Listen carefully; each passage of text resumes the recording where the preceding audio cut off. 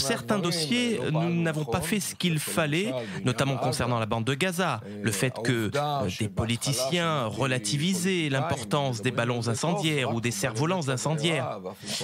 Israël doit pratiquer la tolérance zéro lorsque sa souveraineté est violée, qu'il s'agisse d'une roquette, d'une balle ou d'un ballon incendiaire. Je crois que nous avons fait erreur. Maintenant, eh bien, notre force de dissuasion est restaurée. Alors justement, qu'est-ce qu'il aurait fallu faire?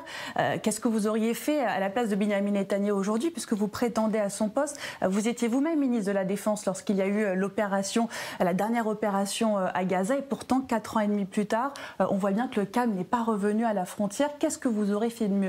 Nous devons comprendre qu'Israël combat encore pour son indépendance.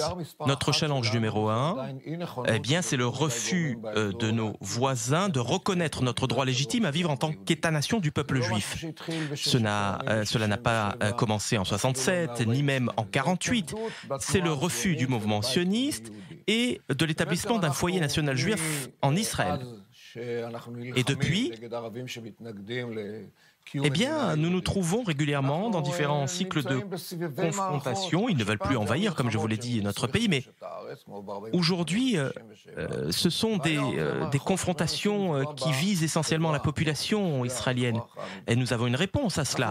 Lorsque vous regardez ce qui s'est passé lors de l'opération Bordure Protectrice, eh bien, en 3 ans et demi, le Hamas n'a pas tiré une seule balle en direction du territoire israélien.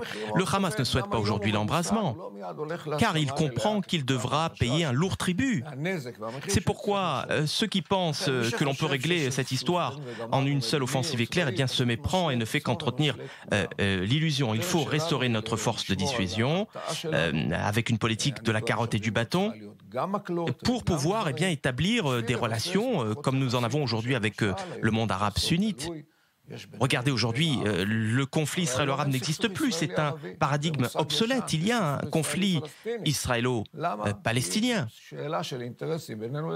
Aujourd'hui, avec les Arabes sunnites, nous sommes dans le même bateau. C'est la direction que nous devons prendre.